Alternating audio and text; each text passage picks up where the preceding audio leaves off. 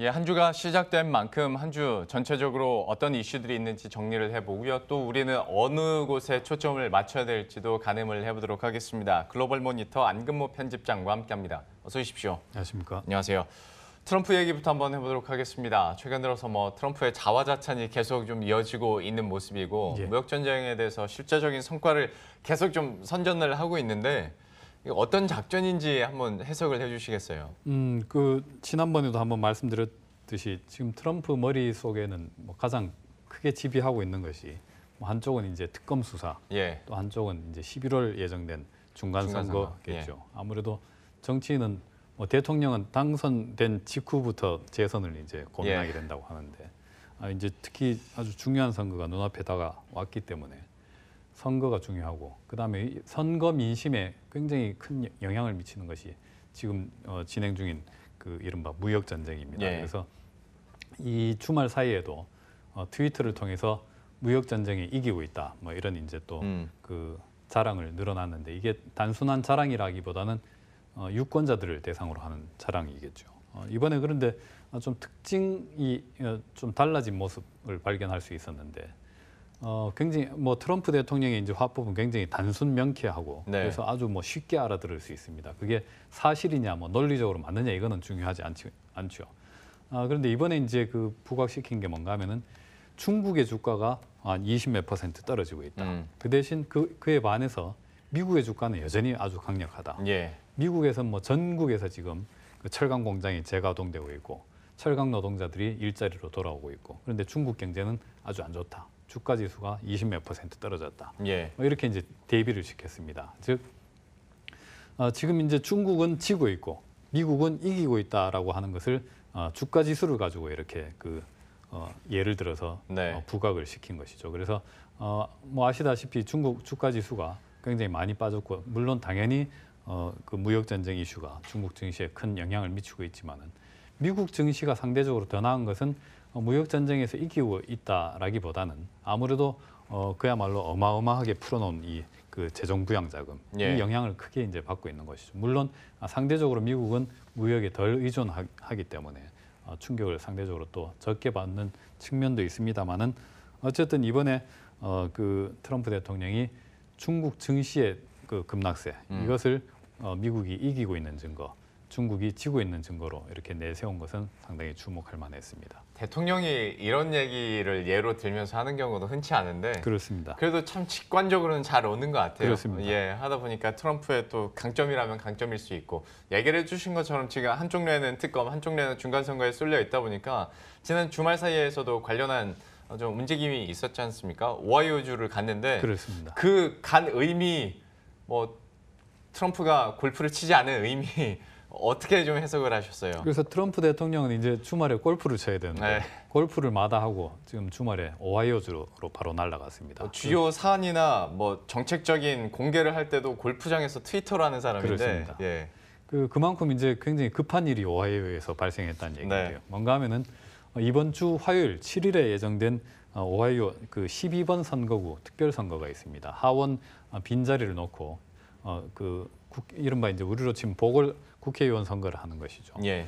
문제는 여기가 전통적으로 미국 공화당의 텃밭이었고 지난 대선 때 트럼프 대통령이 무려 그 득표율 차이를 11%포인트로 압승을 거두었던 그런 곳입니다. 그런데 지금 최근에 나오는 여론조사 결과로는 아주 박빙입니다. 예. 민주당 후보가 아주 상당히 선전하고 있고 공화당 후보가 죽을 쓰고 있습니다. 그러다 보니까 트럼프 대통령이 주말에 트위터로 여러 가지 얘기를 했는데 딱 세 종류로 얘기했습니다. 무역 전쟁이 이기고 있다. 오하이오의 공화당 대표 아주 훌륭한 사람이고 민주당 후보는 나쁜 사람이다. 그다음에 특검 그 수사 이거 굉장히 문제가 많다. 네. 이 세 가지 종류를 얘기를 했죠.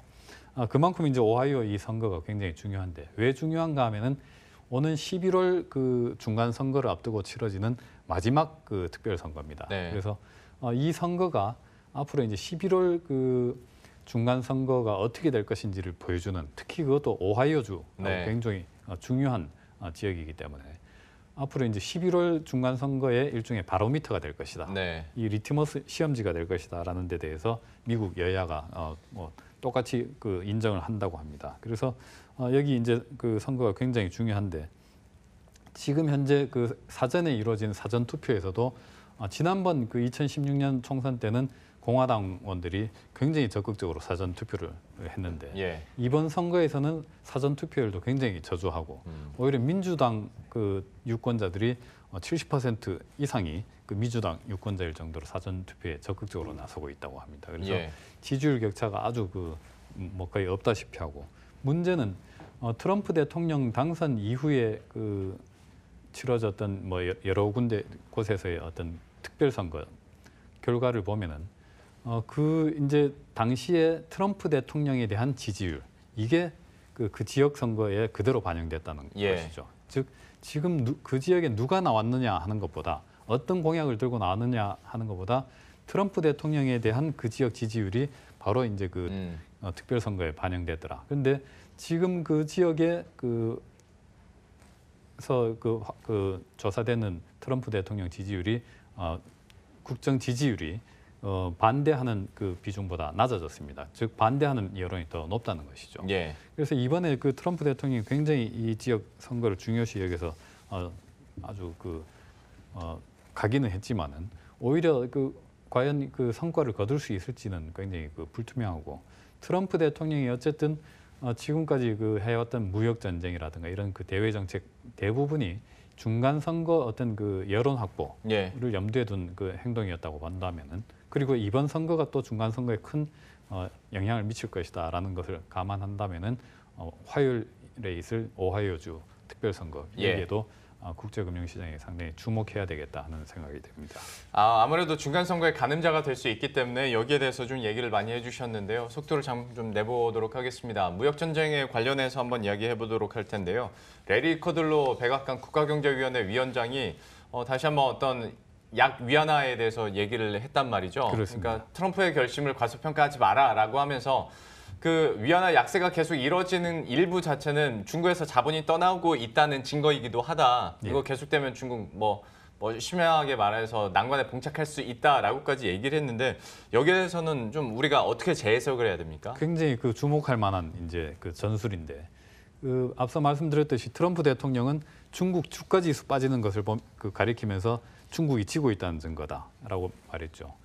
하루 앞서서 이제 레리 커들로 위원장이 중국 위안화 가치가 떨어지는 것을 또 이제 지적하면서 중국에서 자본이 빠지고 있다는 증거다. 즉 뭐 역시 무역 전쟁에서 지고 있다는 증거다. 예. 뭐 이렇게 이제 지목을 했습니다. 그 전에는 이 위안화 가치가 하락하는 것에 대해서 트럼프 대통령이 바위처럼 떨어지고 있다라고 하면서 굉장히 불만을 표출했었죠. 예. 근데 지금은 이거를 뒤집어 가지고 우리가 이기고 있다는 증거다라는 식으로 바꿔버렸다는 겁니다. 즉 미국이 중국산 2천억 달러에 대해서 25%로 이제 관세율을 높여서 적용을 하기로 뭐 그렇게 해서 추진 중인데 지금 중국 위안화 가치가 4월 달 저점 대비로는 한 10여 % 떨어졌습니다. 예. 그래서 이 환율 효과를 감안하면은 25% 관세 이게 무의미해지는 거죠. 이렇게 이제 관세가 효과가 희석되는 것이 이제 위안화 약세의 어떤 효과였고 어떻게 보면은 중국의 굉장히 중요한 정책 수단이었는데 예.